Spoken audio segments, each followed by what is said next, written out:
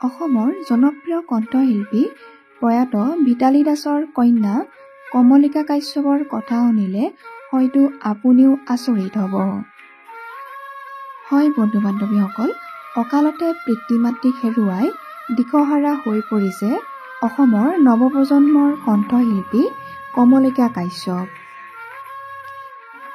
4 বছৰ আগতে 2021 চনত কোভিডৰ সময়ত মাতৃ ভিতালী দাসক হেৰুৱাই আৰু বৰ্তমান ভোগালীৰ আনন্দ উল্লাসৰ মাজতে পিতৃক হেৰুৱাইও অকলশৰীয়া হৈ পৰে কণ্ঠশিল্পী কমলিকা কাশ্যপ। এফালে পিতৃক হেৰুৱাৰ দুখৰ বেদনা আৰু আনফালে নিজক আগুৱাই নিয়াৰ সেই বিশেষ চিন্তাধাৰা।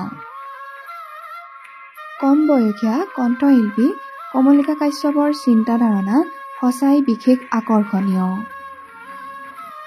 বৰ্তমান নিজক চম্ভালিবলৈ শিকিছে কণ্ঠশিল্পী কমলিকা কাশ্যপে। পিতৃ-মাতৃক হেৰুৱাৰ সেই দুখৰ বোজা আৰু ভৱিষ্যতে নিজকে এগৰাকী ন-ৰূপত কমলিকা কাশ্যপক গঢ়াৰ সেই বিশেষ চেষ্টা। দেউতাকৰ সামাজিক কাম-কাজবিলাক সম্পন্ন কৰি পুনৰ মঞ্চত দেখিবলৈ পাব ন-ৰূপত কণ্ঠশিল্পী কমলিকা কাশ্যপক। মাক-দেউতাকৰ সপোন পূৰণ কৰিব কণ্ঠশিল্পী কমলিকা কাশ্যপে। গীতৰ লগতে যে শিক্ষা কিমান জৰুৰী তাকো কৈ গ'ল কণ্ঠশিল্পী কমলিকা কাশ্যপে। শিক্ষাৰ অবিহনে যে জীৱন শূন্য তাকো ব্যক্ত কৰিলে কমলিকা কাশ্যপে। ভৱিষ্যতে কি হোৱাৰ সপোন কমলিকা কাশ্যপৰ তেওঁৰ মুখেৰে শুনোচোন আহক। বাকী পৰিকল্পনা বুলি ক'ব গ'লে বিভিন্ন ধৰণৰ পৰিকল্পনা আছে। এইখিনি মই আগতেও কৈছোঁ, মই কেতিয়াও মোৰ কিছুমান বস্তু মই কেতিয়াও ডিছক্ল'জ নকৰোঁ। তথাপিও এতিয়া মই যেনেকৈ ক'লোৱেই চিটুৱেশ্যন কিমান বেলেগ ধৰণৰ হৈ গ'ল। তথাপিও মই এইটোৱে ক'ম যে মই আজি 6 দিন হৈছে দেউতা ঢুকুৱা। তাৰপিছত মোৰ 25 তাৰিখে নগাঁৱত অনুষ্ঠান আছে আৰু 25 তাৰিখৰ পৰা মই ৰিজিউম কৰিম মোৰ গোটেইখিনি অনুষ্ঠান যিমানখিনি আছে। মোৰ আকৌ ফেব্ৰুৱাৰী মাহতো অনুষ্ঠান আছে।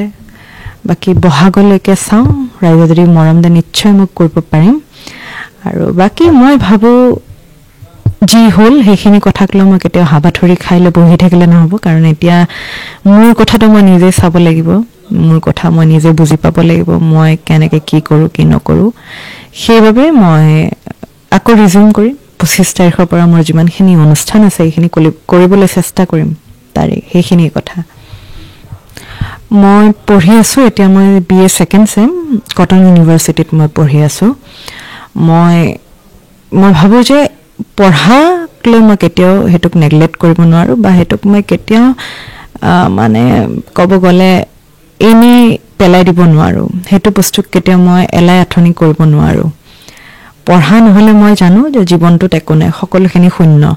পঢ়াটো সকলোতকৈ ডাঙৰ ওপৰৰ কথা। বাকীখিনি গীত মই গাই যাম, মই যোনটো ক'বলগীয়া হৈছে। কাৰণ মোৰ দেউতা এগৰাকী সংগীতৰ লগত জড়িত শিল্পী আছিল, মাতৃটো সকলোৱে জানে। তো সেই বস্তুখিনি যদি মই নাৰাখোঁ আগন্তুক দিনলৈ, তেতিয়াহ'লে নিশ্চয় এটা পাপ কৰা কথা হ'ব। তো সেইবাবে মই সংগীতটোতো ৰাখিমেই, নৃত্য গীত সদায় থাকিবই। সেইটো বস্তু কেতিয়াও মই ওলাই আহিব বিচাৰিলেও মোৰ পৰা কেতিয়াও ওলাই যাব নোৱাৰে। ঘূৰি পকি সেইটো বস্তুত মই সোমামেই, সংগীতৰ লগত মই জড়িত হ'মেই। তো সেইখিনি মোৰ সদায় থাকিব। আৰু তাৰে উপৰিও মই পঢ়াটো যদি কৈছে, নিশ্চয় মোৰ গ'লছ আছে, বিভিন্ন ধৰণৰ মোৰ পৰিকল্পনা আছে, মই কেনেকৈ কি কৰিব লাগে কি কৰিব নালাগে।